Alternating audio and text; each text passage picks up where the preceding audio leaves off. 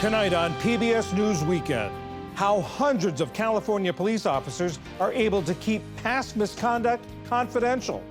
Then, following allegations of discrimination inside the WNBA, we look at the state of workplace protections for pregnant people and why typewriters are seeing a renaissance in this age of technology. I love the hands-on process of things and kind of the idea of slowing down in a world that's moving so fast.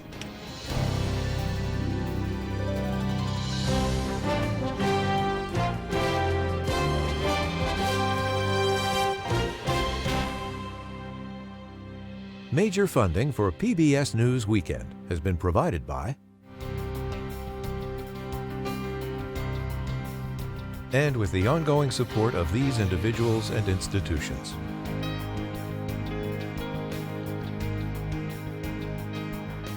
And friends of the NewsHour.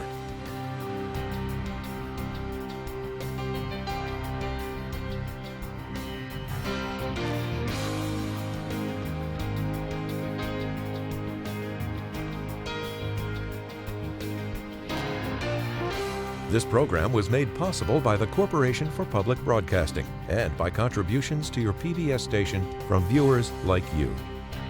Thank you. Good evening, I'm John Yang. Israel's targeted bombardment of Hezbollah and Hamas leaders in Lebanon reached farther north today. A strike on a Palestinian refugee camp near the Syrian border killed a Hamas leader and his family. And there were more airstrikes on Hezbollah's stronghold in Beirut's southern suburbs. At least 6 people were killed. Hezbollah responded by firing about 90 rockets into Israel. Most were intercepted, but several fell on the Arab town of Deir al-Assad. Police there said 3 people were slightly injured. In Lebanon, hundreds of thousands of people are headed to Syria to escape the fighting. This is what we were scared of. We saw the scenes in Gaza. We saw what was happening there. Destruction, children, families. That's why we were insisting on leaving our homes. The Israeli military says 11 soldiers have been killed since Tuesday when limited ground operations began in southern Lebanon. In Gaza, 9 people, including 2 children, were killed in Israeli strikes.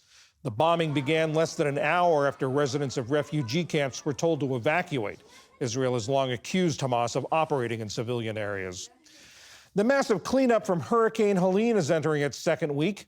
At least 220 people are dead and 75 are still missing amid the destruction the storm caused across the southeast. The Pentagon has deployed 1,000 troops to join FEMA's aid distribution efforts, but hundreds of thousands of residents remain without power and water and may not get it back for several weeks.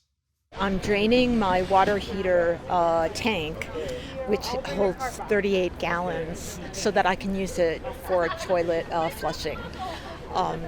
But that's my plan for the next couple of weeks.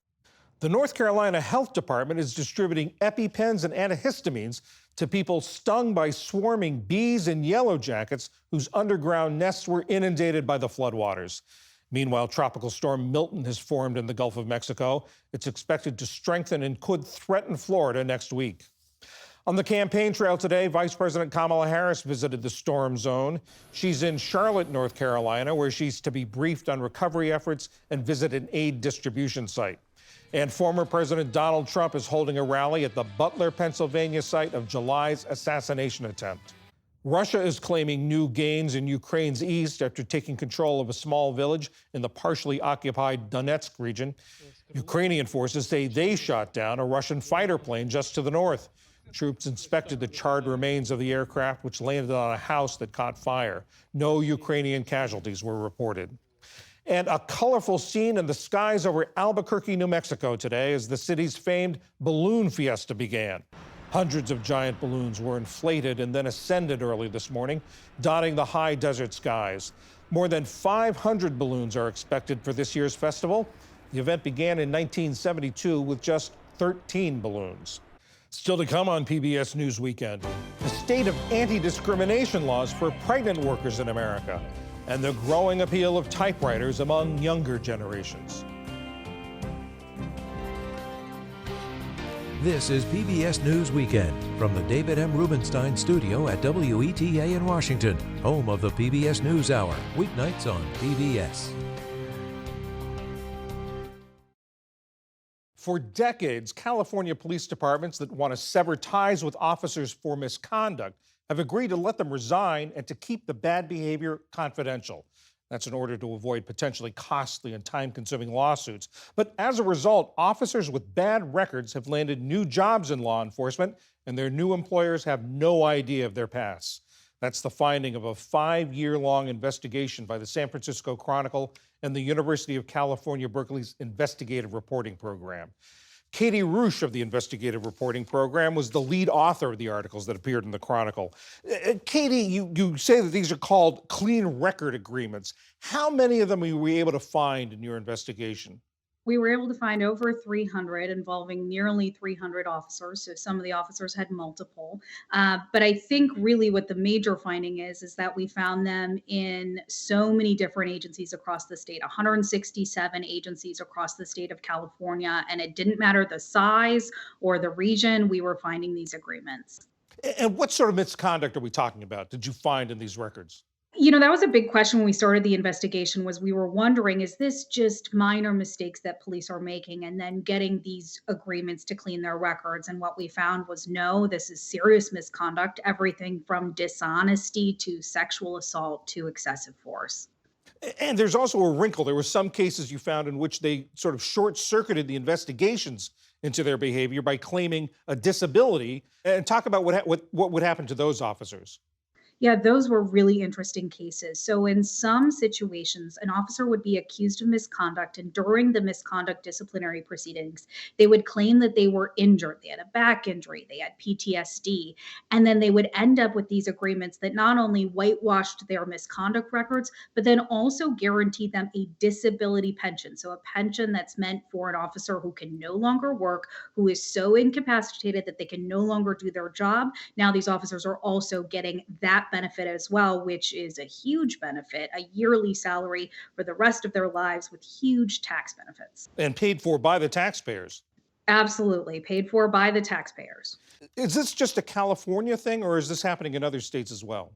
Well, our investigation focused on California. California employs the most peace officers in any state in the country. But what we found when we were looking at this, and we couldn't ignore, was that there are agreements like this in almost every state, from Texas to New York to Illinois to Idaho. We found these types of agreements. You talked to the police chiefs of not only the departments that these people left, but also the departments that they went to. What did they tell you? What was their reaction to this?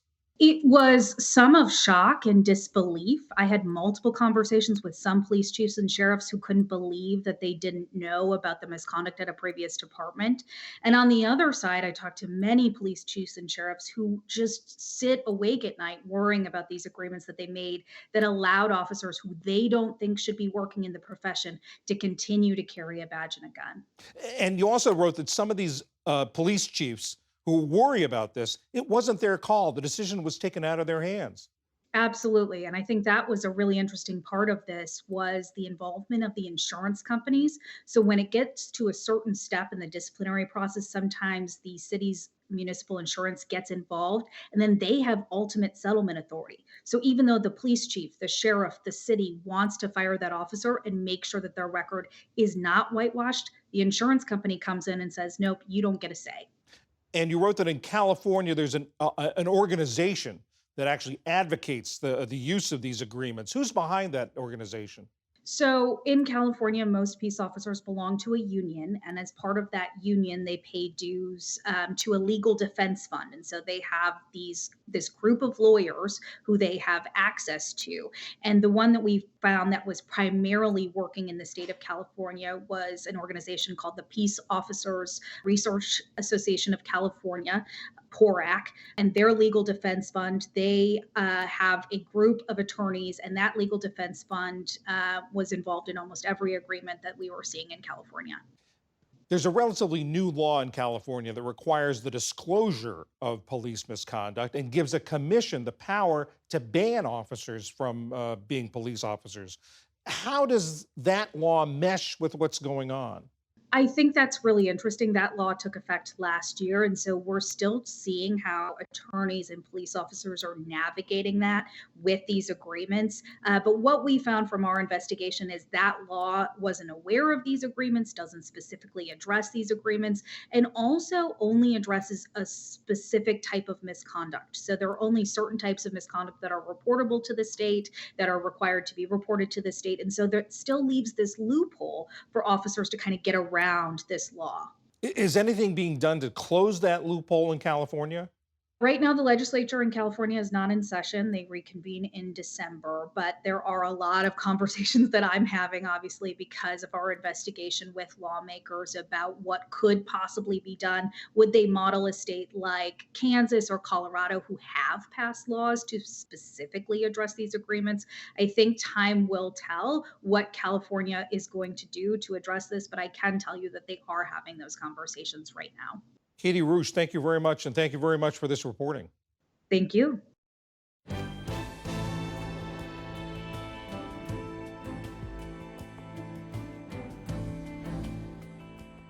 Los Angeles Sparks forward De'Arica Hamby isn't on the court for the WNBA playoffs now underway, but she's in court with a workplace discrimination and retaliation suit.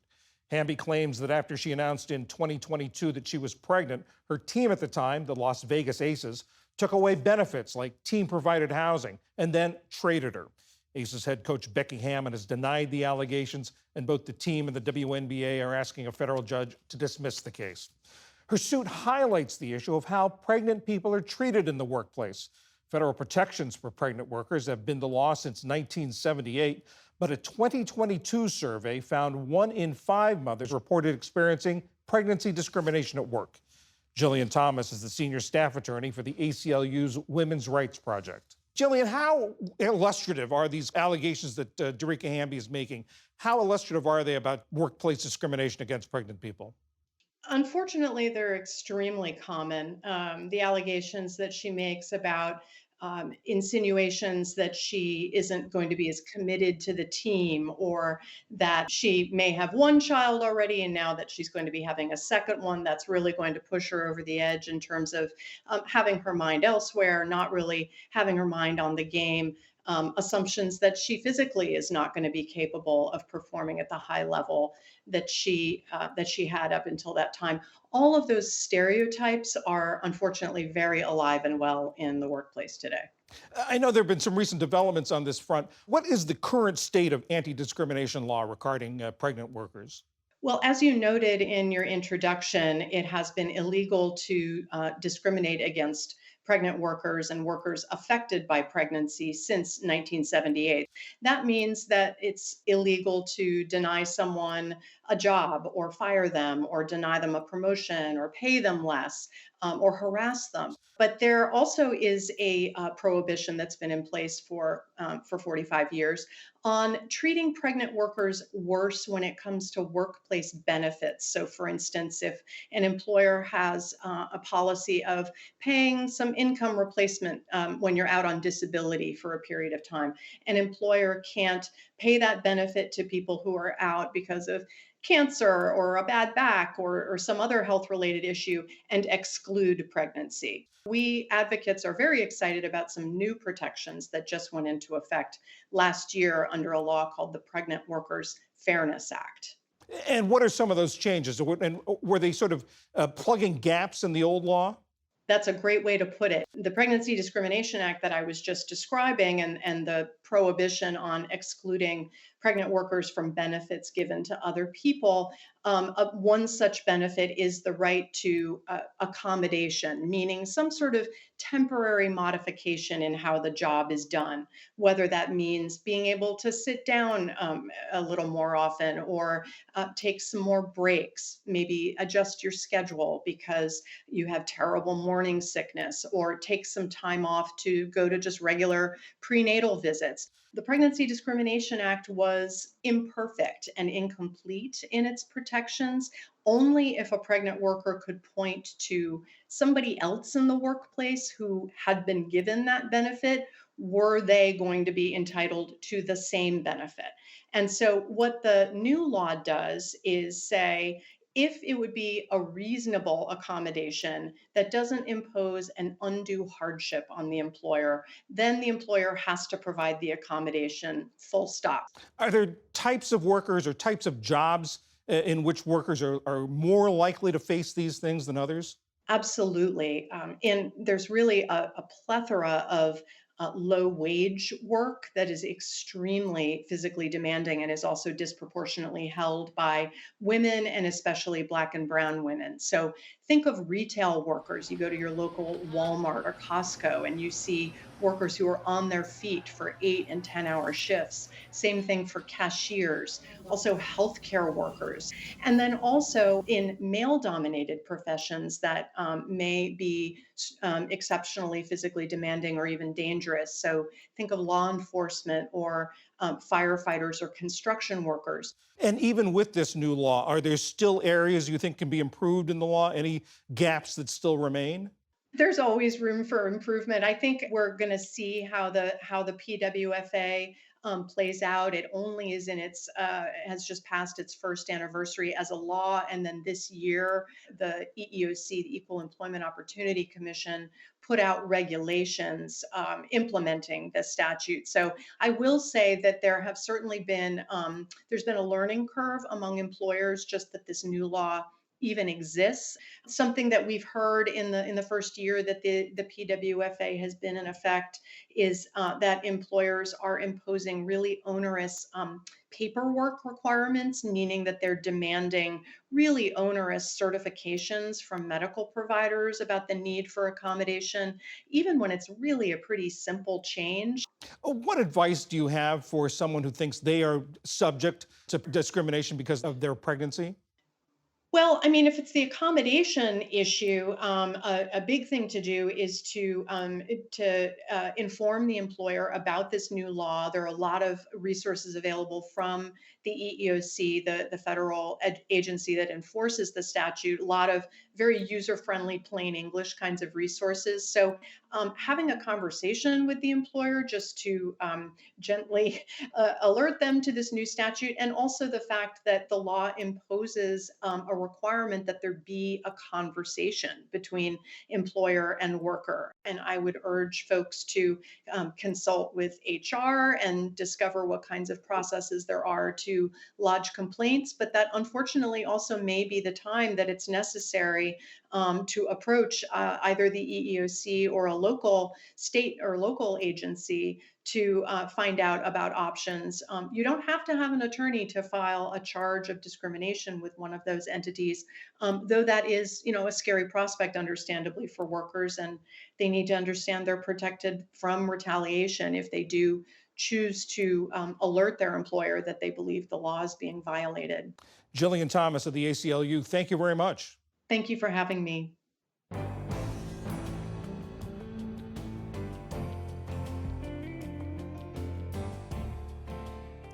When singer-songwriter John Mayer talks about keys, it's not always about music.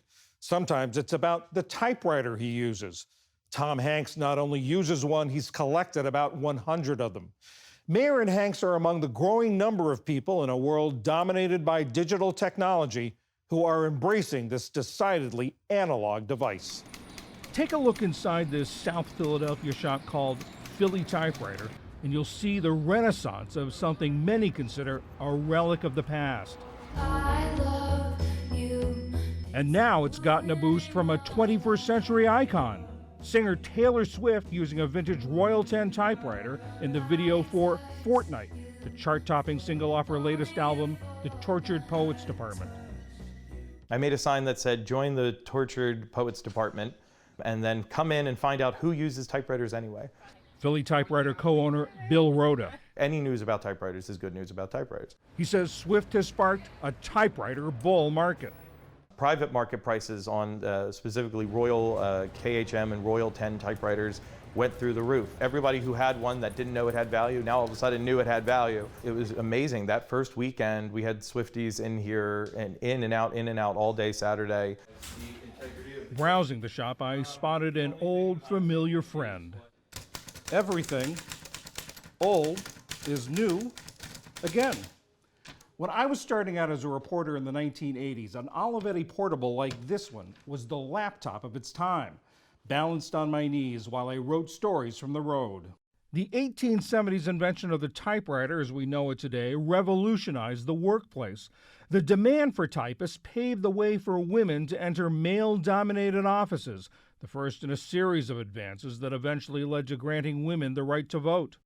Novelists and artists were drawn to these newfangled contraptions.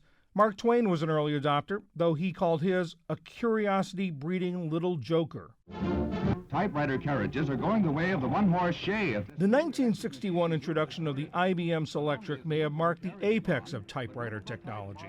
The most successful electric typewriter in history, and by some, the most coveted.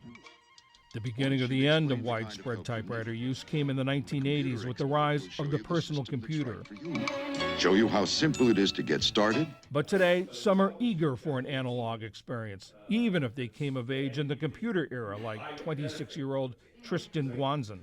I love the hands-on process of things and kind of the idea of slowing down in a world that's moving so fast. You're more connected to the writing process instead of the computer trying to edit what you're writing or automatically giving you suggestions instead of just letting you be the part of the process. Rhoda says he hears that a lot. We have people that are wanting to unplug, they want to disconnect, they want to have something patient and thoughtful for themselves. That isn't, flashing notifications and, all of a sudden you're doom scrolling or you're checking your email or checking your Facebook.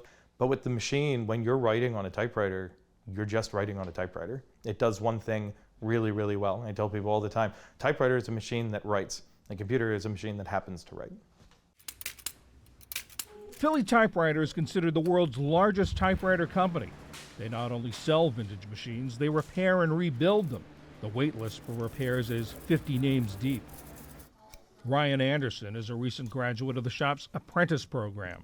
The difference between something like this and a computer is you can't really see what's physically happening. It's electrical pulses traveling through the circuit boards. This I can follow from pressing the key to it typing on the page and follow every single linkage, see what's actually happening. 25 years. They made 13 million of them, and it ate up 75% of the typewriter world. Wow. Co-owner Brian Kravitz knows the IBM Selectric inside and out. He's worked on them since 1975. I love it. I just love it, but there's like all these different sections of the machine that have to work together, and here's a gear train on the side. And there's 3 different shafts that have to be timed perfectly or it won't work. The shop's basement is chock full of typewriters in need of repair.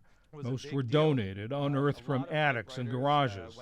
These are all Olivettis mixed with Underwoods. There was a big merger there, and then these are a lot of the big standard office machines. And they're huge and they take up a lot of space, but they're workhorses, but people don't have a lot of space for these big guys anymore. So these machines we reserve for our repair classes. Back upstairs, Rhoda shows off 2 favorites. This one is a Corona flat top, also known as the Corona Standard. So Corona is from the 1930s, and this absolutely, in my opinion, exquisite design of this machine. This is the flat top design is known as the grand piano of typewriters. This is decade before. This is the Corona folding typewriter. This machine was able to be lifted up, folded down, and once the machine was set like this, you could close it in its case, much more portable design, and this was a big military typewriter as well. Vintage typewriters have become a hot collectible. Tristan Guanzin is just beginning. I currently have 2 typewriters. It's a small collection. If I had a bigger apartment, it would be a bigger collection. I'm actually working on buying a house, so the main point of that is so I have more room for the typewriters. You're getting the house around the typewriters. Yeah. Some more experienced collectors seek out unusual designs, typefaces, and keyboards. This is a Ukrainian typewriter, and I got this off of eBay, but just a couple of weeks before the Russian invasion of Ukraine. Julian Pliss of nearby Haddonfield, New Jersey, who works in IT, has a special reason for seeking out this machine. My parents are immigrants, Ukrainian immigrants. I grew up speaking Ukrainian. The typewriters I collect have to do with language. There are certain keys and letters that are only in Ukrainian and not in Russian, like this G character. And then there are characters that are not here that are in Russian. Now, I've got to ask, you Yeah. collect typewriters, you Yes. have typewriters, Yeah. but you're an IT guy. I am an IT guy. Yes. There's some of that you were attracted to typewriters because you deal with digital all day long? It is about attention and concentration and writing. So to me, these are instruments that they're beautiful. They do one thing, they write words. Words are beautiful, literature is beautiful, and so the machines that are for that purpose, they are beautiful.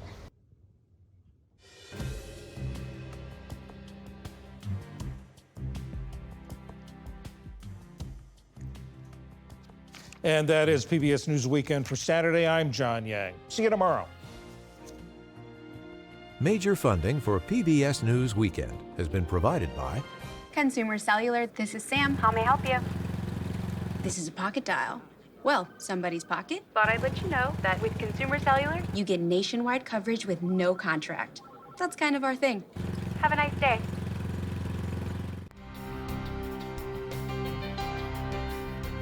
and with the ongoing support of these individuals and institutions.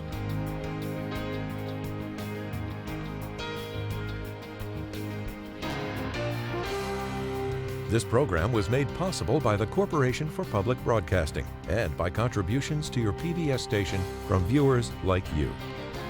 Thank you.